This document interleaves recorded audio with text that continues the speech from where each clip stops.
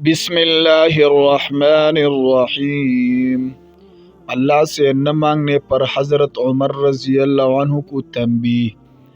حضرت عمر رضی اللہ عنہ کا ایک عجیب واقعہ بھی سن لیجئے۔ آپ کی دور خلافت میں سن 18 ہجری میں پورے جزیرہ عرب میں بڑا سخت قحط پڑا، جس کی وجہ سے لوگ مرنے لگے، حتیٰ کہ جانوروں کے جسم میں خون تک خشک ہو گیا۔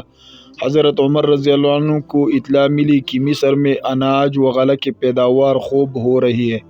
آپ رضی اللہ عنہ نے وہاں کے گورنر حضرت عمرو بن العاص رضی اللہ عنہ کو خط لکھا کہ یہاں حجاز میں غلہ کی کمی ہے اور مصر میں اس کی فراوانی ہے، اس لیے تم یہاں والوں کے لیے غلہ روانہ کر دو۔ حضرت عمرو بن العاص رضی اللہ عنہ نے جواب میں لکھا کہ آپ مطمئن رہے، میں اونٹوں پر لدوا کر اتنا غلہ بھیجوں گا، اگر پہلا اونٹ مدینہ میں ہوگا تو آخری اونٹ مصر میں ہوگا۔ غرض یہ کہ غلہ آیا اور حضرت عمر رضی اللہ عنہ نے اس کو تقسیم کر دینے کا حکم فرمایا اور لوگ آ کر غلہ لے جا رہے تھے۔ ایک صحابی حضرت بلال بن الحارث جو جنگل میں رہتے تھے، انہوں نے جب غلہ کے بارے میں سنا تو چاہا کہ وہ بھی آ کر غلے لے جائے۔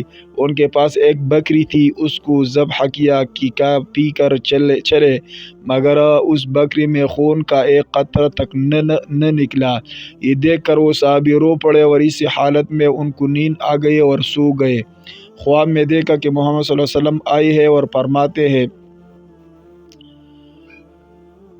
حیات کی خوشخبری سنو اور عمر کے پاس جا کر میرا سلام کہو اور ان سے کہو کہ میں نے تم سے ایک عہد لیا تھا اور تم وعدہ کے پورا کرنے میں سخت اور پکے ہو، پس عقل سے کام لو۔ حضرت بلال بن الحارث رضی اللہ عنہ حضرت عمر فاروق رضی اللہ عنہ کے دروازہ پر حاضر ہوئی اور ان کے خادم سے فرمایا کہ حضرت عمر رضی اللہ عنہ سے رسول اللہ صلی اللہ علیہ وسلم کے قاصد کے لیے اجازت لو۔ حضرت عمر رضی اللہ عنہ یہ سن کر خود باہر تشریف لائے، انہوں نے ساری بات آپ کو بتائی۔ حضرت عمر رضی اللہ عنہ گھبرا گئے اور باہر نکل کر لوگوں کو جمع کیا اور منبر پر کھڑے ہوئی اور فرمایا کہ میں تم کو اللہ کی قسم دے کر پوچھتا ہوں کہ کیا میرے طرز عمل میں آپ صلی اللہ علیہ وسلم آپ حضرات کوئی بات بری اور مکروہ دیکھتے ہیں؟ لوگوں نے کہا کہ نہیں۔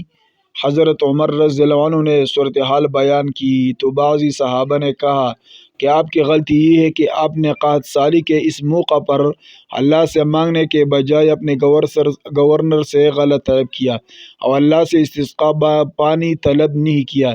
یہ بات آپ صلی اللہ علیہ وسلم کو پسند نہیں آئی اور اس پر آپ کو تنبیہ کی گئی۔ حضرت عمر رضی اللہ عنہ نے فرمایا